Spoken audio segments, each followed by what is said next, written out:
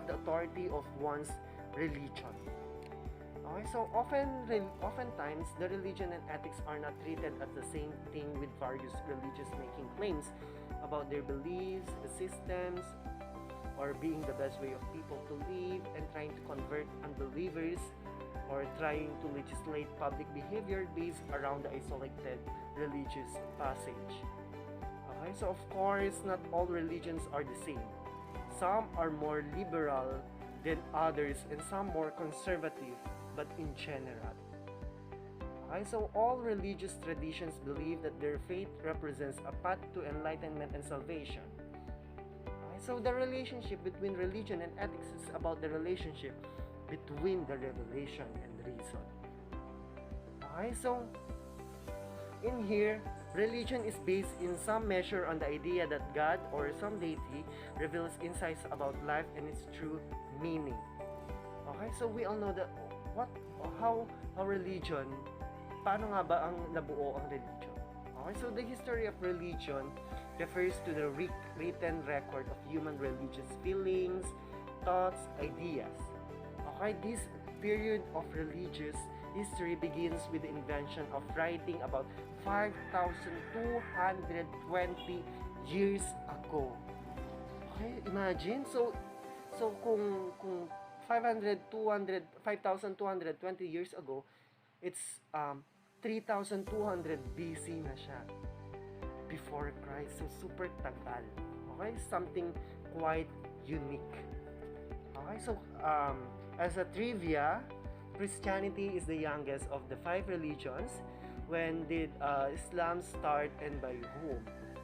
Okay, so Christianity is 1,980 years old and was started by Jesus Christ. So Hinduism is the oldest religion, followed by all of the others. Okay?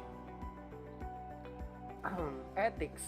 Okay, ethics from strictly humanistic perspective is based on the tenets of reasons. Anything that is not rationally verifiable cannot be considered justifiable. Okay? Alam niyo naman na kung anong ethics, paulit-ulit tayo dyan. So the link between religion and morality is best illustrated by the Golden Rule. So what does the Golden Rule inculcate or wants to internalize for us? Okay, so Golden Rule is the principle of treating others as one wants to be treated.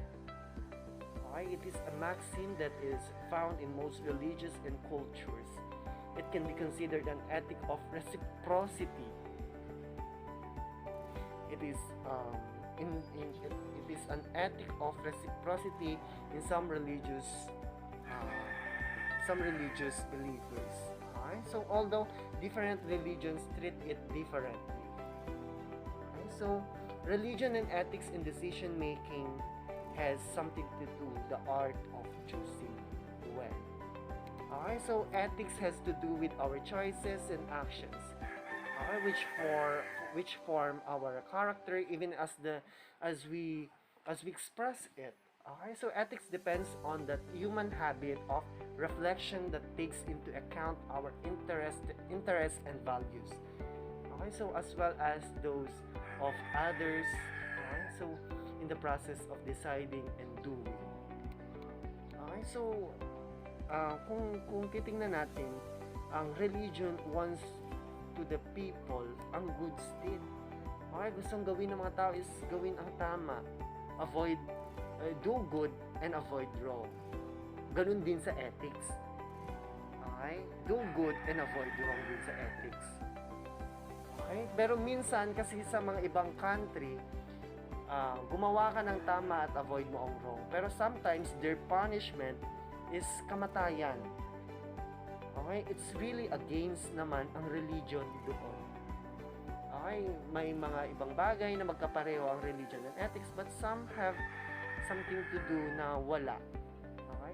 May some parts na hindi sila magkapareho.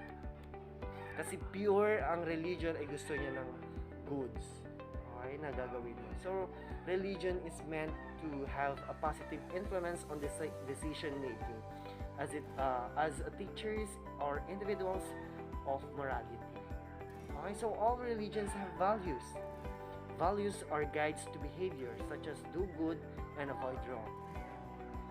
Okay, so religion as a conservative force means that it is traditional and upholds traditional customs and beliefs as to how people should be run religion and functions to preserve the status quo. Okay, so kapag ang ethical decisions naman is it generate and sustain trust, demonstrate respect, responsibility, fairness, and caring, and are consistent with good citizenship.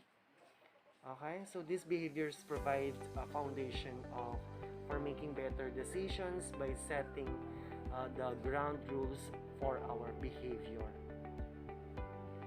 Okay, so religions and choices. So religions and choices both play big roles in our everyday life. So without some type of idea about spirituality, okay, whether it be the lack thereof or the idea of certain God and religion, okay, so human would be lost. It is the same thing with choices. Without important choices in life, and even to some extent small choices, you won't get anywhere or you won't get succeed. Okay? So authority of one's culture.